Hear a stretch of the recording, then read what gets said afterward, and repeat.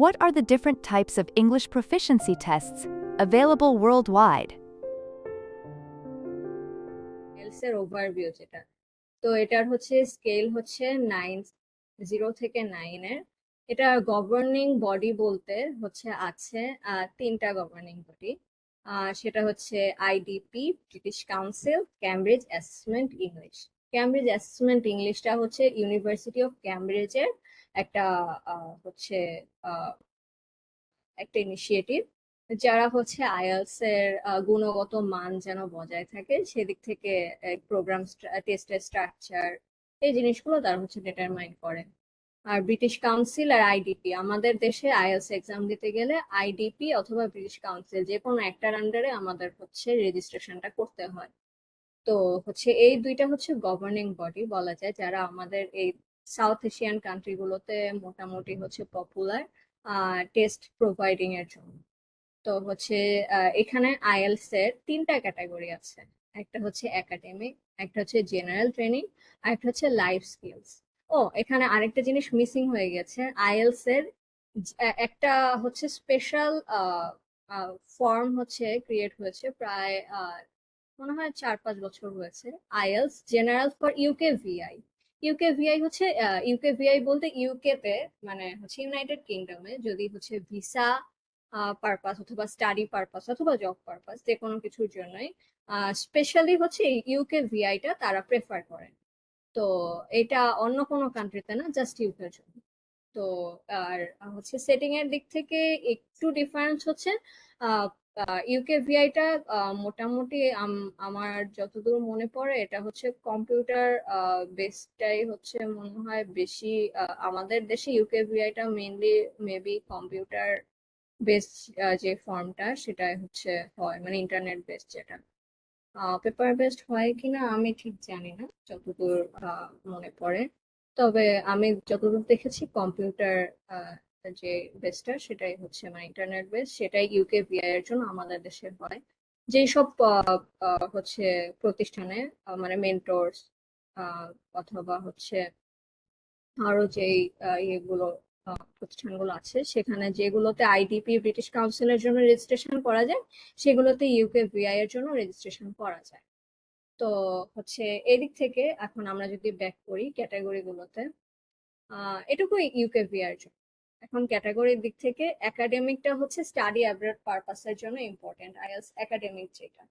আর তারপর হচ্ছে জেনারেল ট্রেনিংটা মোটামুটি হচ্ছে জব পারপাসের জন্য হচ্ছে এটা ইউজ করা হয়। যেমন আমি এখন বাংলাদেশে আছি, কিন্তু আমি কোনো একটা ইংলিশ স্পিকিং কান্ট্রিতে অথবা আমি সংযুক্ত আরব আমিরাতে যাব, সেইখানে হচ্ছে তাদের যে ভাষা আমার ভাষা থেকে ভিন্ন।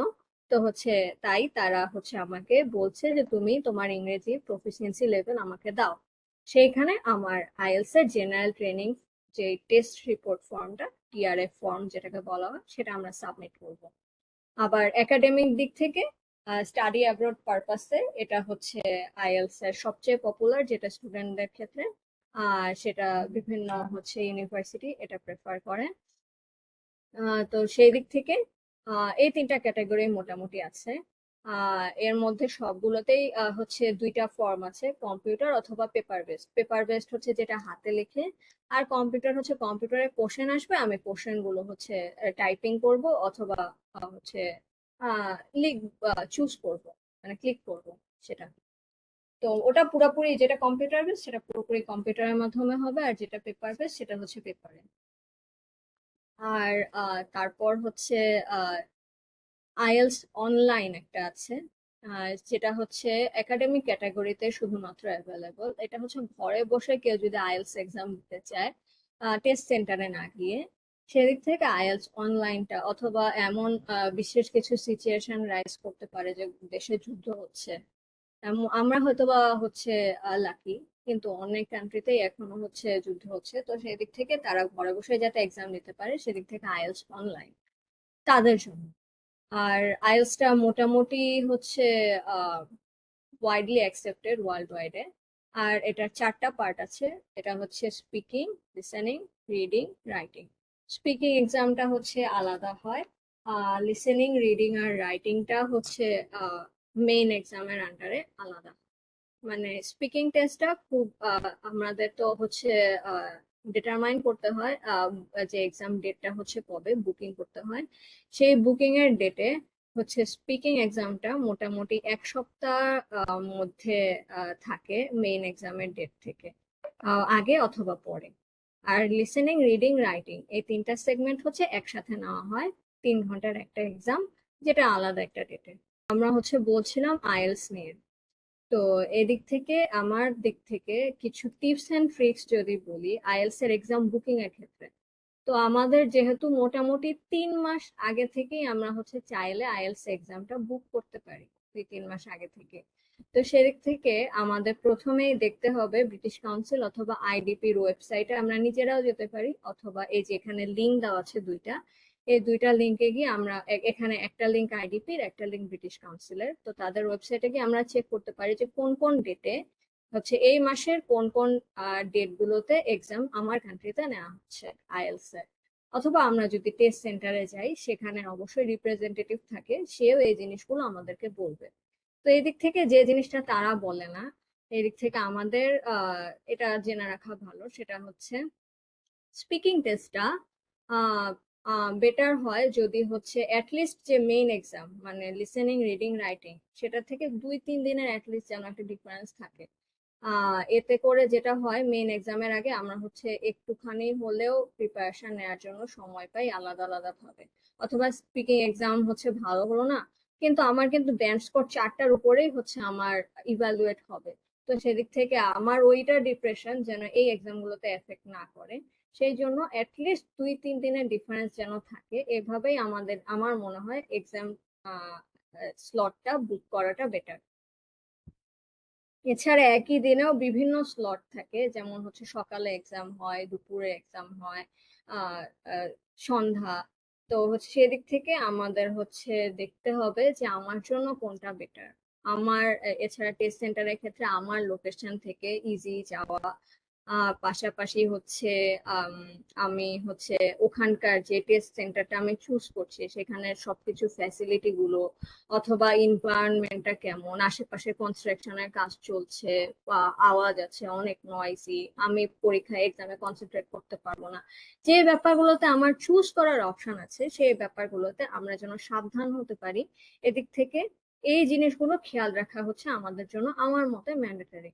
যে হচ্ছে টেস্ট সেন্টারের এনভায়রনমেন্টটা আশেপাশে হচ্ছে কেমন, ভিতরেও কেমন, রিপ্রেজেন্টেটিভরা কেমন, ফ্রেন্ডলি কিনা, আহ তারপর হচ্ছে সেখানের হচ্ছে আমার যাওয়া আসাটা, যেহেতু এক্সামে আমার 2 দিন যেতে হবে সেই টেস্ট সেন্টারে অ্যাটলিস্ট, তো হচ্ছে সেইটার যাতায়াতটা হচ্ছে কেমন, সুবিধাজনক কিনা। এর পাশাপাশি এক্সাম ডেটটা যেন আমার মেইন এক্সাম থেকে আমার যে হচ্ছে স্পিকিং এক্সামটা, এই দুইটা এক্সাম ডেটের মধ্যে যেন হচ্ছে একটা ডিফারেন্স থাকে আমার নিজের মেন্টাল হচ্ছে প্রিপারেশনের জন্য। এই জিনিসগুলো আমরা হচ্ছে খেয়াল রাখবো। এর পাশাপাশি আরেকটা ব্যাপার আছে, সেটা হচ্ছে মক টেস্ট। মক টেস্ট বলতে বোঝায় যে রিয়েল টেস্ট যেটা আইএলস এর যেটা এক্সাম, সেইটার হচ্ছে নকল একটা, মানে সেটার মতনই একটা হচ্ছে টেস্ট। আর সেই টেস্টটা হচ্ছে বিভিন্ন যে টেস্ট সেন্টারে আমার মতে বেটার হচ্ছে, যে টেস্ট সেন্টারে আমি হচ্ছে রেজিস্টার করব এক্সামের জন্য, এক্সাম স্লট, এক্সাম ডেট, সেই টেস্ট সেন্টারে হচ্ছে যদি আমরা চাই আমরা হচ্ছে অ্যাটলিস্ট একটা মক দিয়ে দেখতে পারি, জাস্ট ওই টেস্ট সেন্টারের হচ্ছে এনভায়রনমেন্টটার সাথে নিজেকে ফ্যামিলিয়ারাইজ করার জন্য, যাতে আমি মেইন এক্সামের দিন হুট করে গিয়ে নার্ভাস না হয়ে যাই। আর হচ্ছে ওইখানকার ব্যাপারগুলো দেখা যায়, কিছু কিছু জিনিস আছে যেটা আমরা হচ্ছে বাইরে থেকে গিয়ে হুট করে একদিন গিয়ে জাস্ট খালি রেজিস্ট্রেশন করে আসলাম, কিন্তু আমি দেখলাম না ভিতরের ব্যাপারগুলো। তো ওই দিক থেকেও কিছুটা হচ্ছে অ্যাটলিস্ট কিছুটা হলেও জানা পসিবল হয় যে ওখানকার অ্যাকচুয়াল এনভায়রনমেন্টটা কেমন টেস্ট সেন্টারে, আহ সেটা জানার জন্য হচ্ছে একটা একটা মক দেওয়া যেতে পারে। তাছাড়া তেমন কোনো হচ্ছে ইম্পর্টেন্ট ব্যাপার নেই। চাইলে নিজে থেকে ঘরে বসেও টেস্ট বুক করা যায় কোনো ধরনের টেস্ট সেন্টারে না গিয়ে। এই যে দুইটা লিঙ্ক আছে, এই দুইটা লিঙ্ক দিয়ে টেস্ট বুক করা যায়।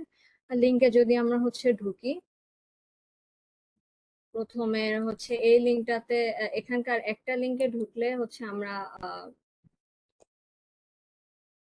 ব্রিটিশ কাউন্সিল ওয়েবসাইটটা দেখা যাচ্ছে, মেবি দেখা যাচ্ছে না। দেখা যাচ্ছে না। দেখা যাচ্ছে না।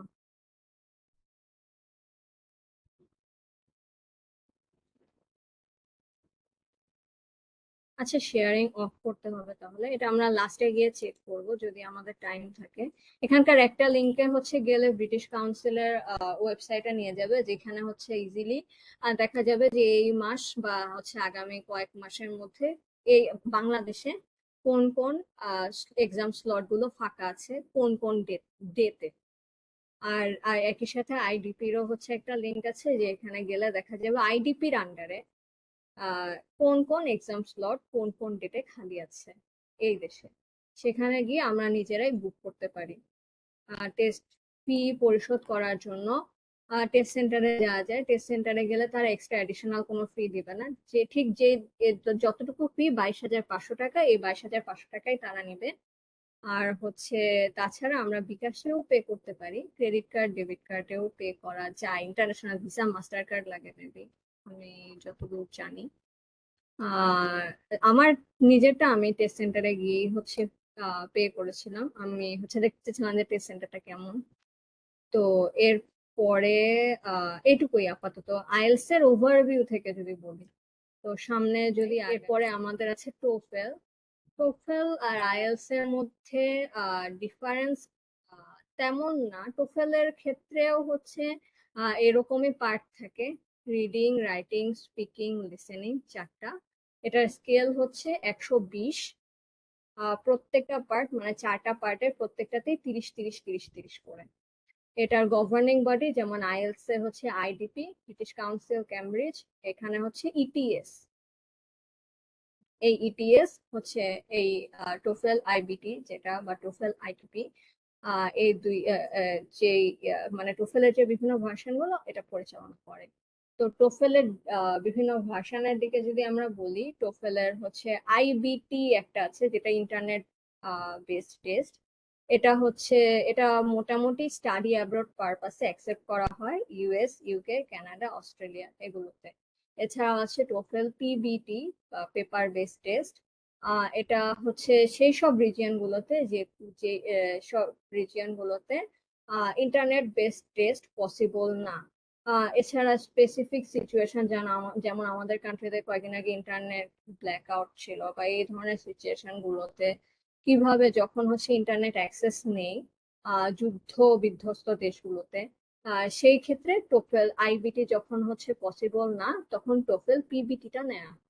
এছাড়া আছে TOEFL ITP, institutional testing program টোফেলের, যেটা হচ্ছে ইনস্টিটিউশনাল নিড বেসড বলতে বোঝায় যে বিভিন্ন ইনস্টিটিউশন যদি তাদের যারা হচ্ছে এমপ্লয়ি তাদের জন্য একটা স্কিল হিসেবে এই জিনিসটা প্রেফার করে হচ্ছে নেয়ার সময়, সেদিক থেকে এই আইটিপিটা সেই দিক থেকে তাদের জন্য স্পেশালি দেওয়া যেতে পারে। এটা বিভিন্ন ইনস্টিটিউশন টু ইনস্টিটিউশন ভ্যারি করে, প্রত্যেকের চাওয়া হচ্ছে আলাদা থাকতে পারে। তো সেদিক থেকে এটা ইনস্টিটিউশনের দিক থেকে অনেক বেশিরভাগ ক্ষেত্রে হচ্ছে গভর্ন করা হয় স্ট্রাকচার। এছাড়া আছে টোফেল ইসেনশিয়ালস। টোফেল আইবিটিটা হচ্ছে স্টাডি অ্যাব্রড পারপাসের জন্য, যেহেতু একটু হচ্ছে ব্রড, এখানে ইংরেজির দক্ষতাটা হচ্ছে পরিমাপ করার জন্য একটু বেশি হচ্ছে মানে এক্সপেরিমেন্টাল সিচুয়েশন দেওয়া হয়, সেদিক থেকে এটা শর্টার ভার্সন হিসেবে আছে একটা, এটা হচ্ছে টোফেল এসেনশিয়ালস। এটা মোটামুটি টোফেল আইবিটির পার্ট গুলো কিন্তু হচ্ছে ছোট ছোট আকারে থাকে। এটা আইবিটিটাই হচ্ছে এডুকেশন পারপাসে হচ্ছে প্রেফার করা হয়, ইসেনশিয়ালসটা স্পেসিফিক সিচুয়েশনে। এটা ইউনিভার্সিটির অ্যাডমিশনে তো না, অবশ্যই ইউনিভার্সিটি অ্যাডমিশনের জন্য টোফেল আইবিটি। আর টোফেল ইসেনশিয়ালসটা স্কিল ডেভেলপমেন্টের দিক থেকে হতে পারে, অথবা ইনস্টিটিউশনাল নিড বেসডও হতে পারে। আইএলটিএস আর টোফেলের দিক থেকে ফি এর ডিফারেন্স হচ্ছে, টোফেলের ক্ষেত্রে ফিটা হচ্ছে 26,650 টাকা, আর আইএলস এর পেপার বেসড ভার্সন অ্যাভেলেবল আছে কম্পিউটারের পাশাপাশি, মানে ইন্টারনেট বেসড এর পাশাপাশি। কিন্তু টোফেল আইবিটিতে শুধুমাত্র অনলাইন ভার্সনটাই আছে, মানে ইন্টারনেট বেসড যেটা সেটা, এটার কোনো পেপার ভার্সন নেই। আর পাশাপাশি অন্যান্য দিক থেকে এটার স্ট্রাকচারটা মোটামুটি আইএলস এর সাথে ওভারল্যাপ করে, are reading, writing, listening, speaking আর এক্সামে।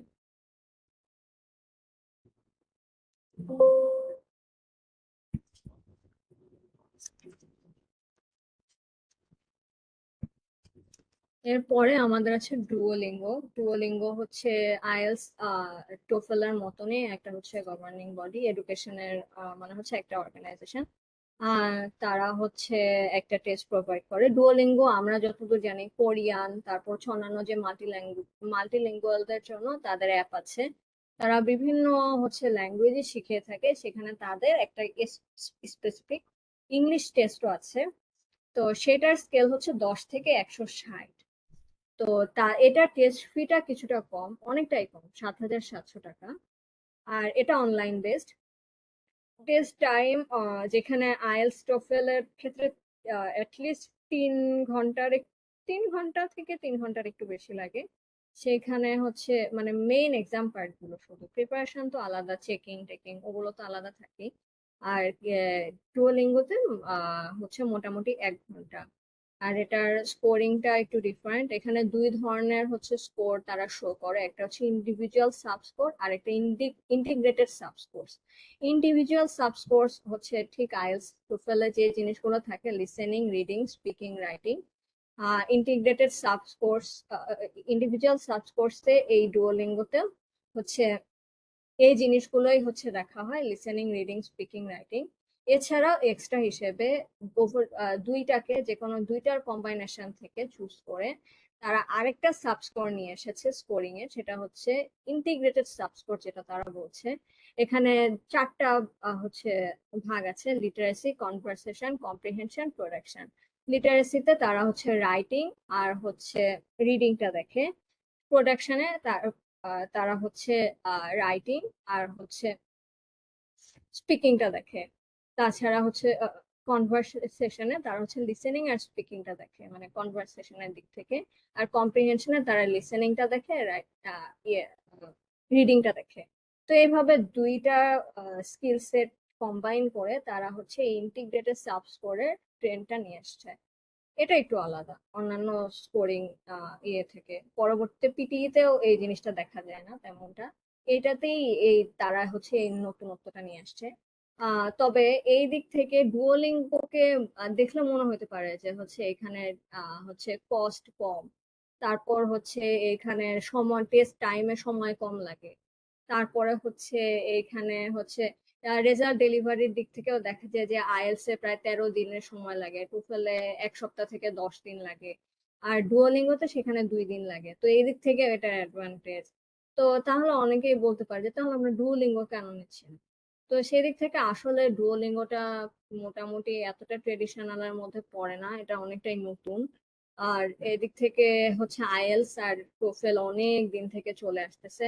একাডেমিশিয়ানসরা এটা ওই দুইটা বা পিটি এই তিনটার সাথে অনেকটাই ফ্যামিলিয়ার, কিন্তু ডুওলিঙ্গোটা হচ্ছে আসছে, কিন্তু এটার অ্যাকসেপ্টেন্স হচ্ছে আমার দিক থেকে, যদি আমি রিয়েলিস্টিক মানে রিয়েল ওয়ার্ল্ডে হচ্ছে যদি আমি বলি এখন যেটা হচ্ছে, তো আহ অনেক একাডেমিশিয়ানসই এটার ক্ষেত্রে একটা স্টিগমা থাকে তাদের মধ্যে, যে হচ্ছে হ্যাঁ ডুওলিঙ্গো হয়তো বা ওইগুলোর থেকে হচ্ছে ভালো না। তারা আইএলস, টোফেল বা পিটি এই তিনটাকেই প্রেফার করে প্রফিসিয়েন্সি লেভেল টেস্ট করার জন্য তাদের স্টুডেন্টদের মধ্যে। তো সেদিক থেকে ডুওলিঙ্গোটা অনেকটাই, যদিও অ্যাকসেপ্টেন্স বাড়ছে এটার, সামনে হয়তো বা বাড়বে, কিন্তু এখনকার মানে এই বর্তমানে ডুওলিঙ্গোর চেয়ে অন্য টেস্ট গুলো প্রেফার করে একাডেমিশিয়ানসরা। এটা হচ্ছে অনেকটাই প্রুভেন। আর সব সব দেশে মোটামুটি, ইউএসএ, ইউকে, যে কোনো ইংলিশ স্পিকিং কান্ট্রিতে ডুওলিঙ্গোর উপরে ওগুলোতে হচ্ছে প্রেফার করা হয়। যদিও এই ডুওলিঙ্গো টেস্টের হচ্ছে অনেক অ্যাডভান্টেজ আছে, কিন্তু এই ডিসঅ্যাডভান্টেজটার কারণে অনেক মানে সবাই বলে যে ডুওলিঙ্গোটা এই দিক থেকে অ্যাভয়েড করাটা বেটার। আর তাছাড়া এটা শুধুমাত্র কোনো পেপার বেস ভার্সন নেই, এটা অনলাইন বেসড। মানে ইন্টারনেট বেসড, যেটা কম্পিউটারে যেটা হচ্ছে নেওয়া হয় সেটা।